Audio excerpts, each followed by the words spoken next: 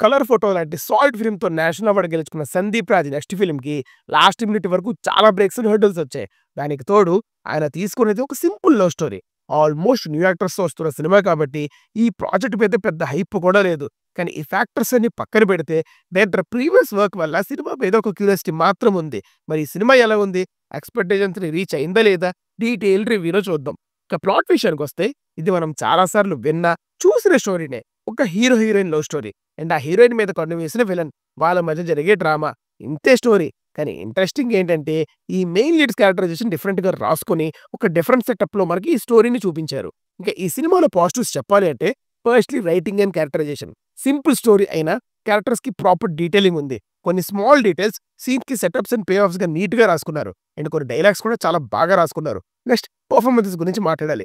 Bunty Saroj screen presence చాలా స్ట్రాంగ్‌గా ఉంది. స్టార్ యాక్టర్‌కి ఏ మాత్రం తక్కువ లేకుండా తన డైలాగ్ డెలివరీ, కాన్ఫిడెన్స్, మెచ్యూరిటీ అన్ని ఎక్స్‌పీరియన్స్ యాక్టర్‌లాగా అనిపిస్తాయి. రోషన్ అండ్ డెబ్యూటెంట్ సాక్షి వాళ్ళకిచ్చిన రోల్స్‌లో బాగా పర్ఫార్మ్ చేశారు. హర్షని కూడా స్పెషల్‌గా మెన్షన్ చేయాలి. కమెడియన్ ఇమేజ్ నుండి బయటకొచ్చి పర్ఫార్మర్‌గా కొన్ని సీన్స్‌లో జెన్యూన్‌లీ ఇంప్రెస్ చేస్తాడు. కొన్ని ప్లేసెస్‌లో ప్రభాస్ అన్న రిఫరెన్సెస్ వాడారు. ఇవి బాగా అనిపించే మూవీలో. Next music. రిక్వైర్డ్ ప్లేసెస్‌లో మాత్రమే యూజ్ చేశారు. సాంగ్స్ రీసెంట్‌గా ఉన్నాయి. ఎక్కువ సాంగ్స్ లేకుండా నరేషన్‌ని డిస్టర్బ్ చేయలేదు.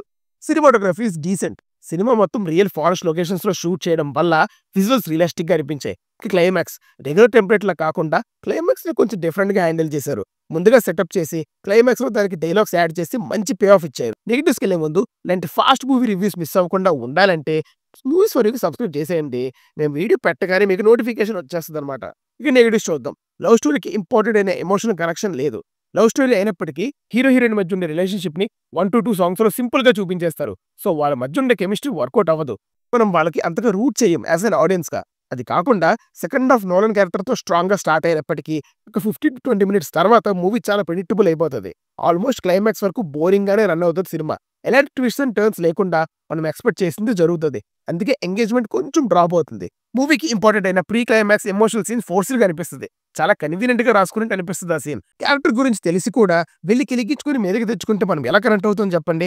ఆబ్వియస్‌గా ఆర్గానిక్‌గా బ్లెండ్ అవ్వలేదు. అండ్ ఆ ఊర్లో ఉండే పీపుల్‌ది ఒక ట్రాక్ ఉంటది సినిమాలో. అది సరిగ్గా క్లోజర్ ఇవ్వలేదనిపించింది. ఆ పోర్షన్ ఇంకా డెప్త్‌లో హ్యాండిల్ చేసుంటే కొంచెం ఇంపాక్ట్ ఉండేది.